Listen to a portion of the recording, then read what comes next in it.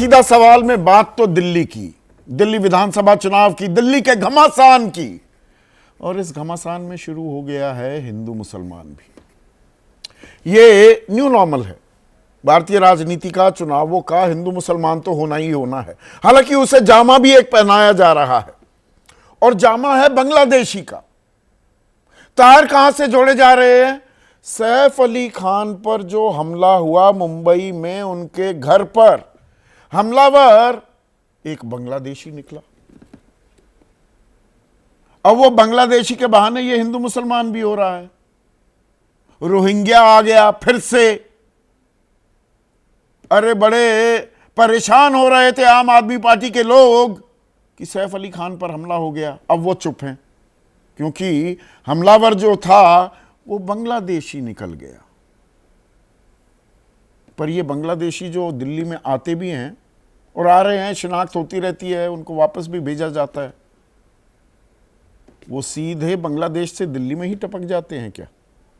या पहले पश्चिम बंगाल, झारखंड, बिहार, उत्तर प्रदेश होते हुए यहां आएंगे? वो जिम्मेदारी किसकी है? इन सवालों के जवाब, इनकी तह तक जाने की जहमत कोई नहीं उठा रहा है। और साथ ही साथ इस हिंदू मुसलमान में अब एक और एंट्री होने वाली है। करिश्माई चेहरा है योगी आदित्यनाथ। 2 दिन बाद वो दिल्ली में आएंगे और अगले 1 हफ्ते, अगले 10 दिनों में, मतलब 1 हफ्ते भर का ही समय है, 23 तारीख से आएंगे, 14 रैलियां वो करने वाले हैं। महाराष्ट्र में बहुत तकड़ा उनका स्ट्राइक रेट था, जहां जहां गए वहां जीतती दिखी बीजेपी। 10 में से 10 जगह गए, 9 जगह जीत गई। तो चुनाव का थोड़ा फ्लेवर और कलेवर बदल रहा है क्या? ऐसे में आपकी राय क्या है, आपके सुझाव क्या हैं और आपके सवाल? अब तो वो सीधा सवाल के अहम हिस्सा बन चुके हैं। तो आज सीधा सवाल में हम बात करने वाले हैं दिल्ली विधानसभा चुनाव की, दिल्ली के घमासान की, जहां पर अब शुरू हो गया है हिंदू मुसलमान भी, और उसे चोगा उड़ाया जा रहा है बांग्लादेशियों का, घुसपैठियों का। वो सैफ अली खान पर हमला हुआ, उसमें भी अपने आप में कई पेच हैं। वो हजम करनी पूरी कहानी मुश्किल हो रही है, कम से कम मुझे तो। कोई हमला आप पर करेगा, चाकू मार रहा है, तो कमर में चाकू क्यों लगेगा? और हमलावर इतना गुस्से में है तो वो कोई खंजर लेकर आएगा, पूरी तरह से लैस होगा, या किचन में से कोई चाकू उठा लेगा? खैर, वो अलग बात है। पर जो हमलावर पकड़ा गया वो बांग्लादेशी निकला है, ऐसा बताया जा रहा है। अब वो भी कहीं झाड़ियों में छिपा बैठा था कि एटीएस वाले आओ और मुझे पकड़ लो और ले जाओ। पर इस पकड़म पकड़ाई का असर दिल्ली की राजनीति में जबरदस्त हो रहा है। और केंद्रीय मंत्री रवनीत सिंह बिट्टू ने निशाना साध दिया है आम आदमी पार्टी पर। बोले बांग्लादेशी घुसपैठियों का केजरीवाल समर्थन करते हैं। और अनुराग ठाकुर केंद्रीय मंत्री रह चुके हैं, युवा चेहरा है पर वरिष्ठ भी हैं बीजेपी में। उनका यह कहना है कि जब एक खान पर हमला होता है तो पीसी करते हैं, प्रेस कॉन्फ्रेंस। हमला हुआ जब, और वो किया गया, आम आदमी पार्टी ने भी किया, लेकिन अपराधी बांग्लादेशी निकलता है तो चुप। अब रोहिंग्या, वो राजनीति पहले गरमाई थी, रोहिंग्या और पूर्वांचलियों को एक साथ जोड़ दिया था जेपी नड्डा ने संसद में, बवाल हुआ। फिर अरविंद केजरीवाल की जबान फिसल गई, बिहारियों और पूर्वी उत्तर प्रदेश के लोगों के बारे में बात करते हुए। बात सम्मान अपमान पर आ रही थी, लेकिन अब तो यह बांग्लादेशियों पर आ गई है। प्रियंका कक्कड़ आम आदमी पार्टी की मुख्य प्रवक्ता हैं, वो कह रही हैं केंद्र सरकार की नाकामियों के चलते बांग्लादेशी घुसपैठी आ गए हैं। अब भाई घुसपैठिए कहां से आए? बांग्लादेश से आ रहे हैं तो पश्चिम बंगाल होते हुए अंतर्राष्ट्रीय सीमा को लांघ कर, कूद फांद कर, पश्चिम बंगाल में, झारखंड में, फिर बिहार, फिर उत्तर प्रदेश, फिर दिल्ली आएंगे। और वो शेख हसीना 5.5 महीने से, उनकी तो सदर थी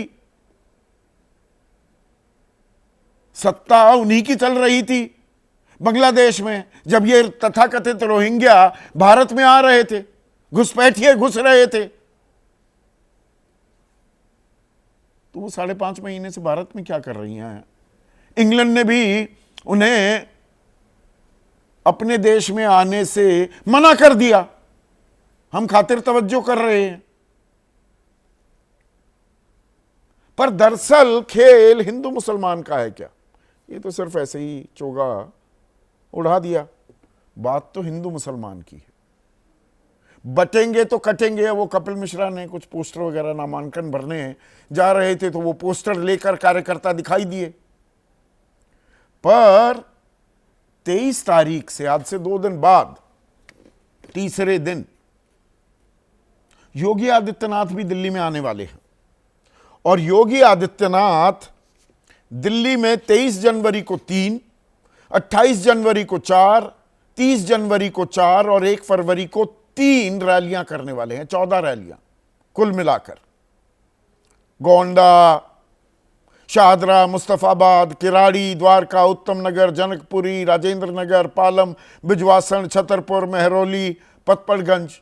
ऐसा बताया जा रहा है कि ये वो इलाके हैं जहां पर ये रैलियां करेंगे।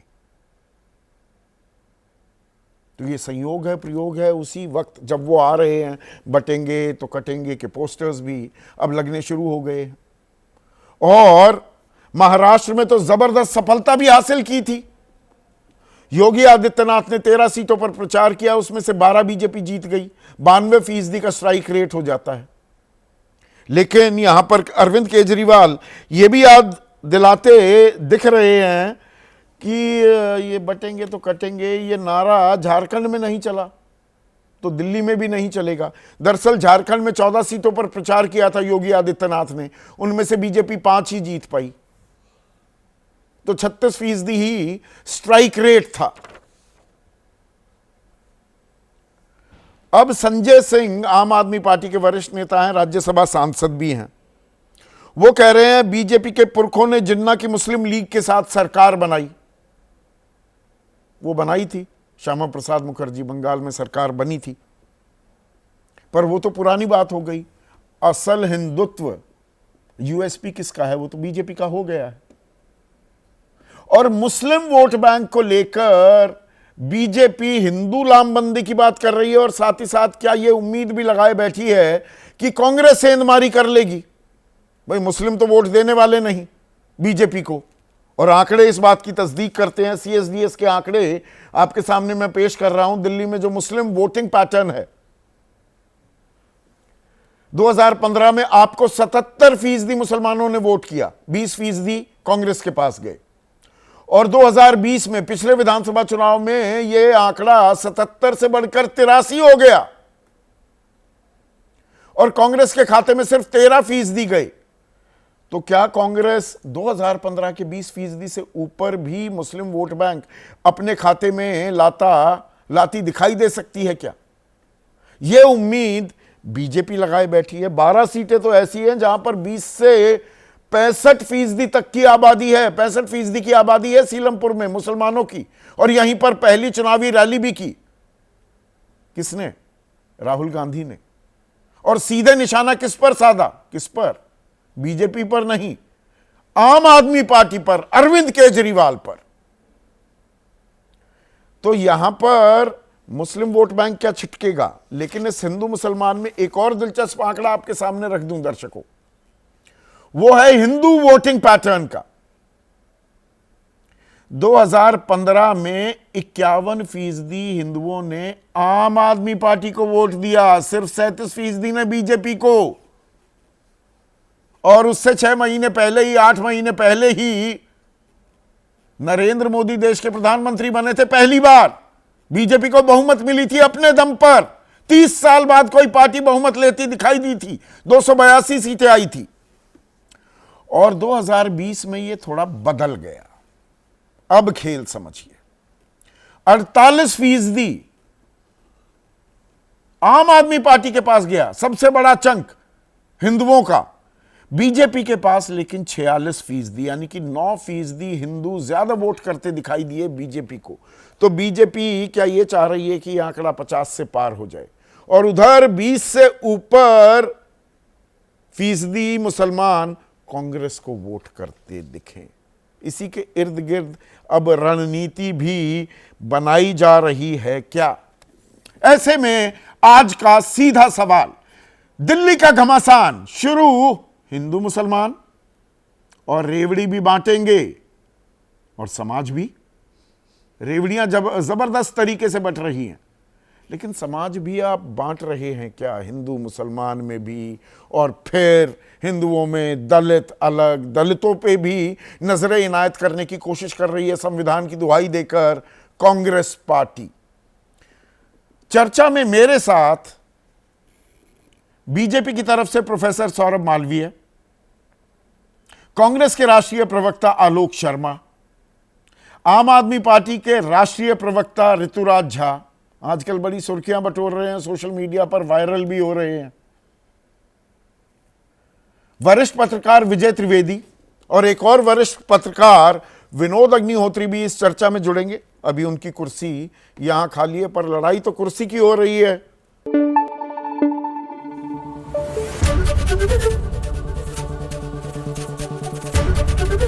एबीपी न्यूज आपको रखे आगे।